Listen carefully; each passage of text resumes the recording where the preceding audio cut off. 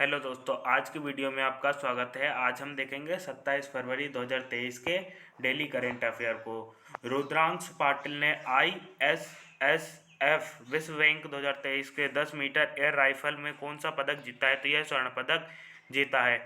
किसे entrepreneur of the year 2022 का खिताब जीता है? संदीप सज्जन जिंदल को जीता है। लॉन्च पुस्तक Modi shaping a global order in flux का लेखक कौन है? तो यह JP नड्डा इसके लेखक हैं। कितने वर्ष 2023 में अर्जेंटीना ओपन खिताब जीता है? तो कार्लेस अल्कराज ने जीता है। ICAR ने किसे गेहूं की नई किस्म विकसित की गई है? तो HD 3385 विकसित की गई है। भारत और किस देश ने समुद्री सुरक्षा सूचना साझा करने के लिए समझौता किया है? तो सेशल्स ने किया है। डॉक्टर कर्नक रेले का निधन हुआ है, वह कौन थी? तो यह एक नर्तक थी। किसे किस किसे म्यूनिस सुरक्षा सम्मेलन की मेजबानी करेगी? तो जर्मनी करेगी। किसने बारूसी कन्नड़ दिमाबा महोत्सव का उद्घाटन किया? तो प्रधानमंत्री नरेंद्र मोदी जी ने किया है।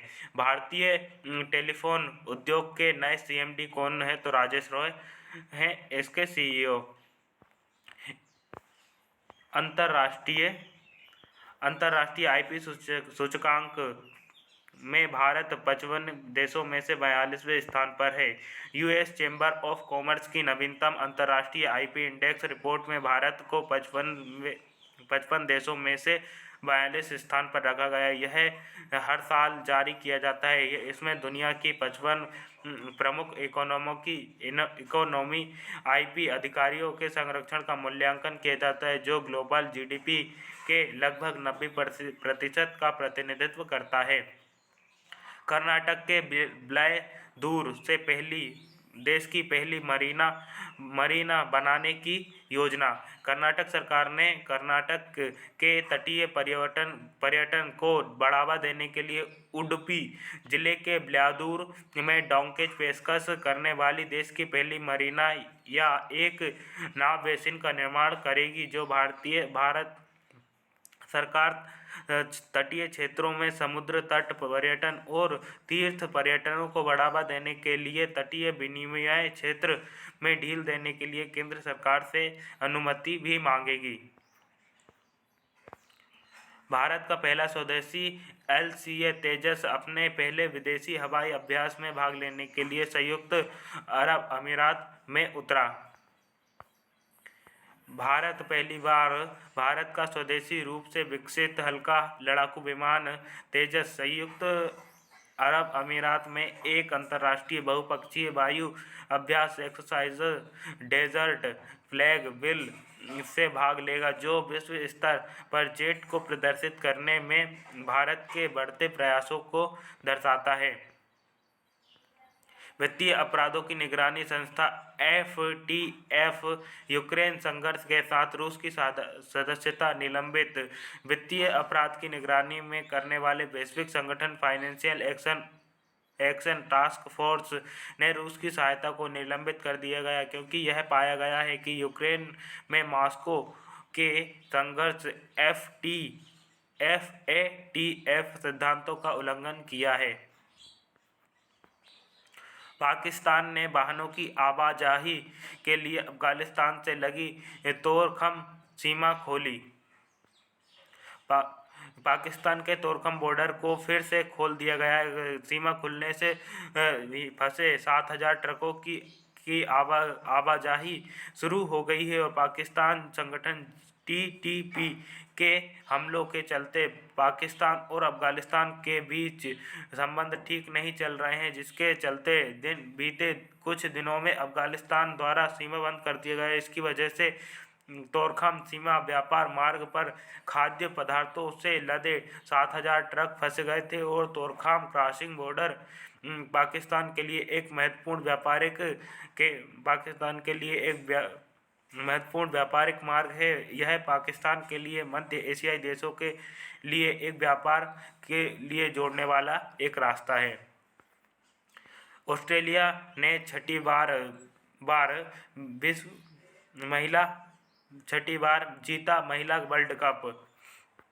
यूएई निवेश के अवसरों पर चर्चा करने के लिए I2U2 उप मंत्रियों बैठक की मेजबानी की। जर्मनी ने भारत के साथ 5.2 अरब डॉलर में 6 पनडुब्बियों के निर्माण के लिए समझौता पर विचार किया। जर्मनी चांसलर ओलाफ स्कोल्ज की 25-26 फरवरी को होने वाली भारत यात्रा में जर्मनी और भारत के बीच संयुक्त रूप से 6 पारंपरिक पनडुब्बियों के निर्माण के लिए 5.2 अरब डॉलर के समझौते को बढ़ावा देने पर ध्यान केंद्रित किया गया है। नौसेना परियोजना में एक परिश्रमी सैन्य विनिर्माण शक्ति को सबसे हालिया प्रयास है जो नई दिल्ली को रूसी सैन्य हार्डवेयर पर अपनी निर्भरता को दूर करने का प्रयास करेगी।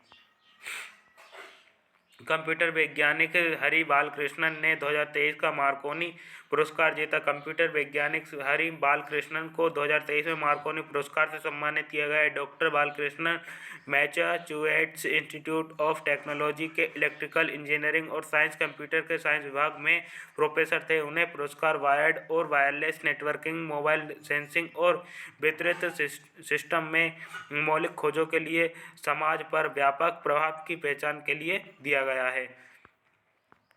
विश्व एनजीओ दिवस 27 फरवरी को मनाया जाता है।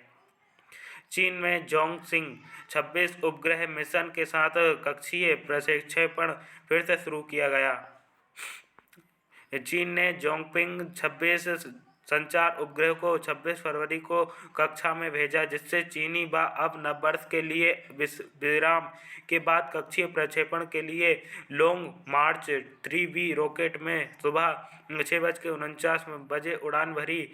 मिनट पर उड़ान भरी। दक्षिण पश्चिम चीन के सिचांग में पूर्वी जोंगसिंग 26 को भूतुल्यकालिक स्थानांतरण कक्षा सफलतापूर्वक भेज दिया गया। China aerospace science and technology corporation ने 1 घंटे के भीतर प्रक्षेपण की सफलता की पुष्टि की।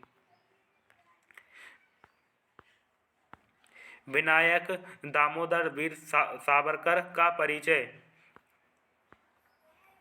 विनायक दामोदर सावरकर जिन्हें वीर सावरकर के रूप से भी जाना जाता है, भारत में एक लेखक और कार्यकर्ता और राजनीतिक 1922 में रत्नागिरी की विरासत में के लिए जाने गए। दौरान सावरकर ने अपनी हिंदू राष्ट्रवादी राजनीतिक सिद्धांत बनाया, जिसे हिंदुत्व के रूप में जाना गया है। विनायक दामोदर सावरकर हिंदू महासभा के प्रमुखतः स्थान पर रहे। जब उन्होंने अपनी आत्मकथा लिखी तो उन्होंने सम्मानजनक उपसर्ग वीर को अपनाया, जिससे शुरू कर दिया गया, जिससे अर्थ है कि बहादुर। अमित शाह ने मध्य प्रदेश के कोल जनजाति महासभा को संबोधित किया। केंद्रीय गृह मंत्री सहकारिता मंत्री अमित शाह ने मध्य प्रदेश के सतना में सबरी माता जन्म की जयंती के अवसर पर आयोजित कोल जनजाति को महाकुंभ संबोधित किया। अमित शाह ने मां शारदा शक्तिपीठ के पूजा अर्चना की और इस अवसर पर मध्य प्रदेश के मुख्यमंत्री शिवराज सिंह चौहान अनेक गणमान्य व्यक्ति उपस्थित थे। केंद्र सरकार ने महाराष्ट्र से औरंगाबाद और उस्मानाबाद का नाम बदलने की मंजूरी दी गई। केंद्र सरकार ने महाराष्ट्र के औरंगाबाद जिले का नाम बदलकर छत्रपति संभाजीनगर कर दिया है। वहीं पर उस्मानाबाद का नाम धाराशिव कर दिया है को मंजूरी दे दी। बता दें कि महाराष्ट्र सरकार ने पहले ही ऐलान कर दिया था कि अब इस प्रस्ताव को केंद्र सरकार द्वारा मंजूरी भी मिल गई है। महाराष्ट्र के डिप्टी सीएम देवेंद्र फडणवीस ने ट्वीट करते हुए इसकी जानकारी दी। अजंता एलोरा अंतर्राष्ट्रीय महोत्सव 2023 महाराष्ट्र में शुरू। हर 7 साल में अंतर्राष्ट्रीय अंतराल में डॉक्टर बाबा साहेब आम्बेडकर मराठवाड़ा विश्वविद्यालय के परिसर में 3 दिवसीय 25 फरवरी को 3 दिवसीय एलोरा अजंता की गुफाएं अंतर्राष्ट्रीय महोत्सव शुरू किया गया। अजंता एलोरा इंटरनेशनल फेस्टिवल 2023 में फेस्टिवल क्षेत्र की अंतर्राष्ट्रीय विरासत और विविधता की इंद्रियों के लिए दावत होने का वादा करती है। यह एक त्योहार एलोरा और अजंता की गुफाओं की कलाकृति और वास्तुकला के साथ साथ अंतर्राष्ट्रीय कलाकारों का प्रदर्शन करती है। भाषा मराठी भाषा गौरव 2023 इतिहास और उत्सव। हर साल 27 फरवरी को भारत के महाराष्ट्र राज्य में मराठी भाषा दिवस मनाया जाता है। राज्य विधानसभा में इस दिन के लिए नए नियम तय किए गए हैं। अवसर पर प्रसिद्ध मराठी वरिष्ठ कवि कुसुमाग्रज के जन्मदिन का प्रतीक है। कुसुमाग्रज ने महाराष्ट्र के सांस्कृतिक परिदृश्य को काफ़ी प्रभावित किया है और उन्होंने मराठी को वैज्ञानिक भाषा के रूप में बढ़ावा दिया है देने के लिए अथक प्रयास किए गए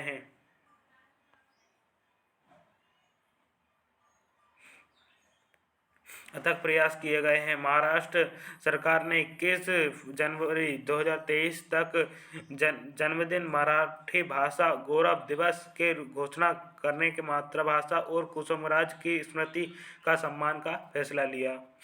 सीनियर महिला राष्ट्रीय हॉकी मध्य प्रदेश ने सीनियर महिला राष्ट्रीय हॉकी चैंपियनशिप जीती। मध्य प्रदेश फाइनल में हॉकी राष्ट्रीय महाराष्ट्र को 5-1 से हराकर 13वीं हॉकी इंडिया सीनियर महिला राष्ट्रीय चैंपियनशिप 2023 का चैंपियनशिप बनी। वहीं पर हॉकी झारखंड ने हरियाणा को हराकर तीसरा स्थान हासिल किया है। केरल ने पर्यटन में महिलाओं को सशक्त बनाने के लिए संयुक्त राष्ट्र महिला के साथ किया समझौता। ओम बिरला ने सिक्किम में 19वें वार्षिक ACPA सम्मेलन का उद्घाटन किया।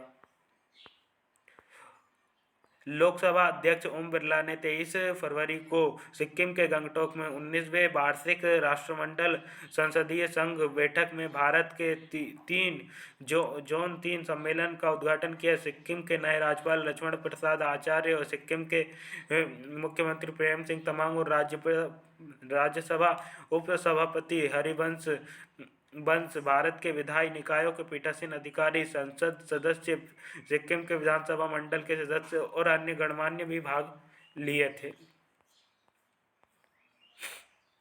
राजा सयाजीराव विश्वविद्यालय गुजरात द्वारा आयोजित 20 भारत शिखर सम्मेलन यूथ 20 इंडिया समिट गुजरात के महाराजा सयाजीराव विश्वविद्यालय बड़ोदरा में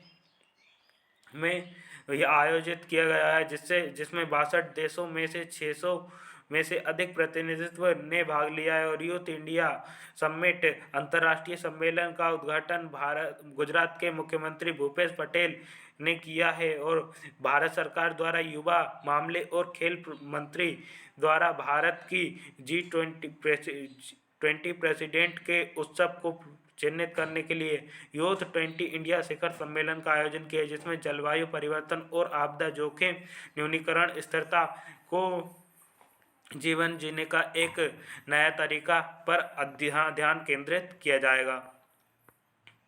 पीएम मोदी ने जारी करेंगे किसान सम्मान निधि की 13वीं किस्त। प्रधानमंत्री नरेंद्र मोदी जी पीएम किसान निधि योजना के तहत देश भर में 8 करोड़ से अधिक किसानों के खाते में 16,800 करोड़ रुपए जमा कराएंगे। प्रधानमंत्री कर्नाटक के बेलगावी में आयोजित समारोह में पीएम किसान निधि 13वीं किस्त जारी करेंगे। इससे किसानों को आगामी फसल के लिए बंदोबस्त करने के लिए सहूलियत मिलेगी।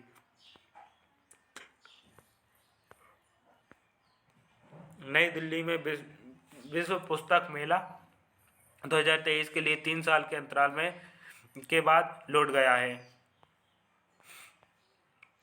विश्व पुस्तक मेला नई दिल्ली में शुरू किया जाएगा, जहां बच्चों से लेकर छात्रों तक, वयस्कों तक सभी शैलियों की पुस्तकों को सभी के लिए प्रदर्शित किया जाएगा। विश्व पुस्तक मेले में 30 से अधिक देशों और लगभग 1000 प्रकाशकों प्रदर्शकों की भागीदारी होगी। नई दिल्ली दिल्ली विश्व पुस्तक मेला NDWPNF 3 साल के अंतराल के बाद अपने पूर्ण भौतिक रूप में लौटा है।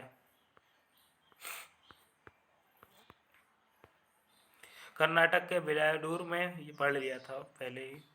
तो दोस्तों, वीडियो पसंद आई तो वीडियो को लाइक, चैनल को सब्सक्राइब जरूर करें। वीडियो देखने के लिए आपका बहुत बहुत धन्यवाद।